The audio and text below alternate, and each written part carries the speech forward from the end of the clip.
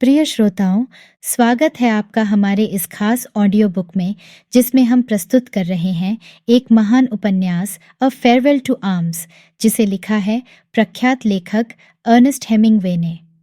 यह उपन्यास प्रथम विश्व युद्ध के दौरान की कहानी पर आधारित है, जिसमें युद्ध की विभीषिका और प्रेम की अनोखी दास्तान को बखूबी चित्रित किया गया है।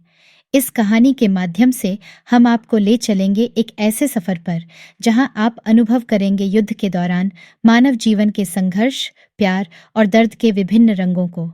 अब हम आरंभ करते हैं इस रोचक और भावनात्मक यात्रा को पहले अध्याय से। अध्याय 1, युद्ध की गूंज। यह कहानी शुरू होती है इटली के युद्ध क्षेत्र से, जहां फ्रेडरिक हेनरी, एक अमेरिकी एम्बुलेंस ड्राइवर, इतालवी सेना में सेवा कर रहा है। युद्ध की विभीषिका और गोलियों की आवाज के बीच फ्रेडरिक का जीवन एक अनिश्चितता में गुजर रहा है। उसका दिन रात घायलों की सेवा में बीतता है और हर दिन नई चुनौतियों का सामना करना पड़ता है। एक दिन युद्ध के मोर्चे पर घायल सैनिकों को अस्पताल पहुंचाते समय फ्रेडरिक की मुलाकात होती है एक सुंदर और सजीव नर्स कैथरीन बार्कले से।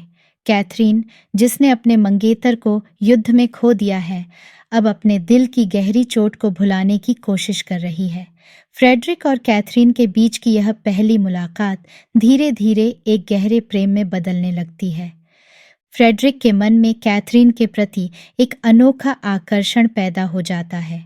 युद्ध के कठिन समय में कैथरीन की मुस्कान और उसकी देखभाल भरी बातें फ्रेडरिक को एक नई उम्मीद देती हैं। अध्याय 2, प्रेम और युद्ध। फ्रेडरिक और कैथरीन के बीच का रिश्ता गहराता जा रहा था। युद्ध के विकराल माहौल में उनके बीच का यह प्रेम एक उम्मीद की किरण जैसा था।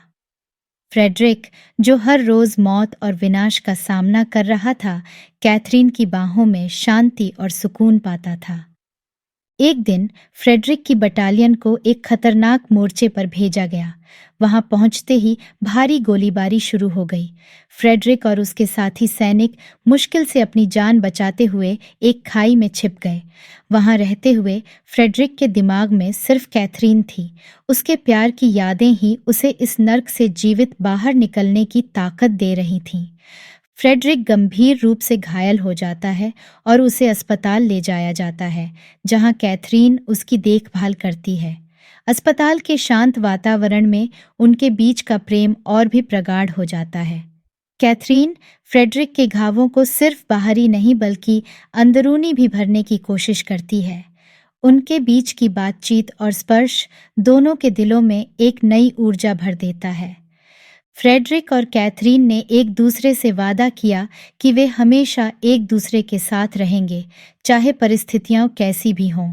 लेकिन युद्ध की अनिश्चितता और क्रूरता उनके प्रेम पर भारी पड़ सकती थी।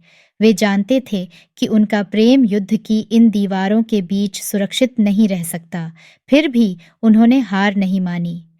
फ्रेडरिक की हालत में सुधार होने लगा और उसने फैसला किया कि वह कैथरीन को इस नरक से दूर ले जाएगा। उन्होंने अपने भविष्य के सपनों के बारे में बातें की, उन जगहों के बारे में सोचा जहां वे जाना चाहते थे, लेकिन क्या वे इस युद्ध के चंगुल से निकल पाएंगे?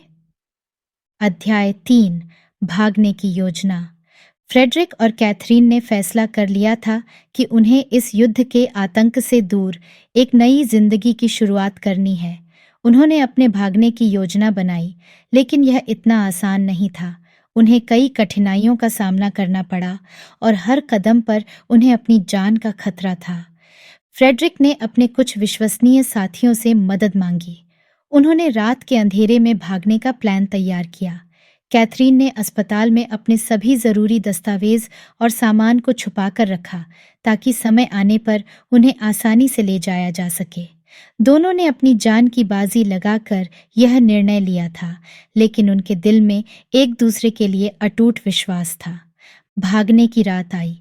चारों ओर सन्नाटा पसरा हुआ था, लेकिन फ्रेडरिक और कैथरीन के दिल की धड़कनें तेज थीं। वे धीरे धीरे अस्पताल के पिछले दरवाजे से निकले और फ्रेडरिक के साथी की मदद से एक सुरक्षित स्थान पर पहुंचे। वहां से वे एक छोटी नाव में बैठकर स्विट्जरलैंड की ओर रवाना हुए। नाव की धीमी चाल और रात के अंधेरे में उन्होंने एक दूसरे की आंखों में अपने भविष्य के सपने देखे। नाव में सफ़र करते हुए फ्रेडरिक और कैथरीन ने अपने अतीत को पीछे छोड़ने की कोशिश की। वे जानते थे कि रास्ता कठिन है, लेकिन उनके दिल में अपने नए जीवन की उम्मीद थी। फ्रेडरिक ने कैथरीन से कहा, हम यह कर सकते हैं, हमें बस एक दूसरे पर विश्वास रखना है। कैथरीन ने उसकी बात पर मुस्कुराते हुए सिर हिलाया। जैसे जैसे वे स्विट्जरलैंड के करीब पहुंचे, उनके दिल की धड़कनें और तेज हो गईं। लेकिन एक सवाल अभी भी उनके मन में था, क्या वे इस युद्ध की विभीषिका से सचमुच दूर जा पाएंगे? क्या उनका सपना साकार हो पाएगा? अध्याय 4, नई शुरुआत। स्विट्जरलैंड पहुंचने के बाद फ्रेडरिक और कैथरीन को ऐसा महसूस हुआ जैसे उन्होंने एक नई दुनिया में कदम रखा है। यहाँ की शांत पहाड़ियाँ, निर्मल झीलें और सुकून भरा वातावरण उनके घायल दिलों पर मरहम जैसा था। उन्होंने एक छोटे से गांव में एक घर किराए पर लिया और वहीं अपनी नई जिंदगी की शुरुआत की।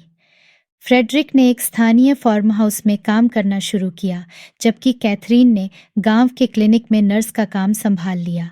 दोनों की मेहनत और ईमानदारी ने उन्हें गांव वालों के बीच जल्दी ही लोकप्रिय बना दिया।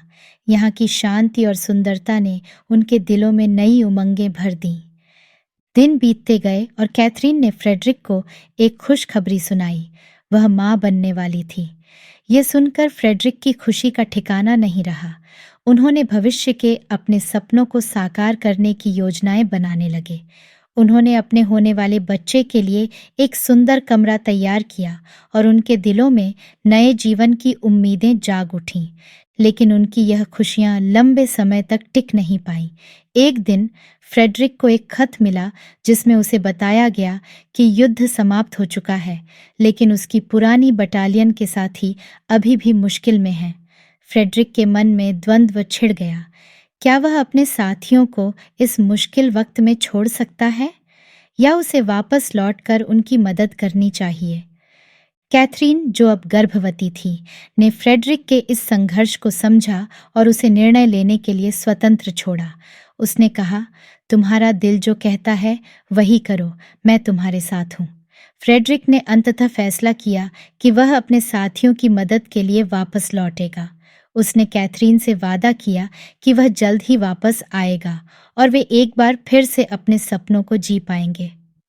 फ्रेडरिक के जाने के बाद कैथरीन ने अपने बच्चे के आगमन की तैयारियों में खुद को व्यस्त कर लिया।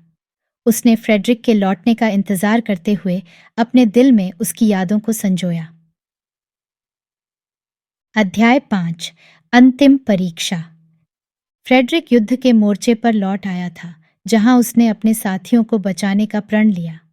दूसरी ओर कैथरीन ने अकेले ही अपनी गर्भावस्था की चुनौतियों का सामना किया। उसने अपने दिल में फ्रेडरिक की वापसी की उम्मीद को बनाए रखा और अपने बच्चे के आगमन की तैयारियों में जुटी रही। फ्रेडरिक के युद्ध में लौटने के बाद उसने अपने साथियों के साथ मिलकर दुश्मनों का डटकर सामना किया। कई महीनों तक चले इस संघर्ष के बाद आखिरकार युद्ध समाप्त हुआ। फ्रेडरिक ने अपनी बटालियन को सुरक्षित बाहर निकाल लिया और वह अपने वादे के अनुसार कैथरीन के पास लौट आया। लेकिन युद्ध ने उसे भीतर से काफी बदल दिया था। जब फ्रेडरिक स्विट्जरलैंड पहुंचा तो वह बेहद थका हुआ और घायल था। कैथरीन ने उसे देखकर राहत की सांस ली और उसे स्नेहपूर्वक अपने पास बिठाया। उसकी देखभाल और प्यार ने फ्रेडरिक को धीरे धीरे ठीक कर दिया। दोनों ने साथ में अपने भविष्य की नई योजनाएं बनाई और अपने बच्चे के स्वागत के लिए तैयारियां करने लगे। कैथरीन की डिलीवरी का समय नजदीक आ रहा था।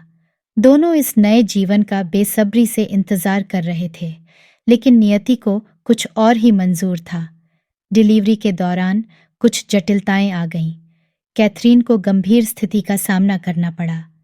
फ्रेडरिक ने उसे संभालने की पूरी कोशिश की, लेकिन स्थिति बहुत गंभीर हो चुकी थी। कैथरीन ने फ्रेडरिक का हाथ थामकर कहा, मैंने तुम्हारे साथ बिताए हर पल को संजो कर रखा है। यह कहकर उसने अपनी आंखें बंद कर लीं। फ्रेडरिक का दिल टूट चुका था और वह वापस बारिश में भीगते हुए अपनी होटल की ओर चला गया। इस तरह यह कहानी समाप्त होती है। धन्यवाद।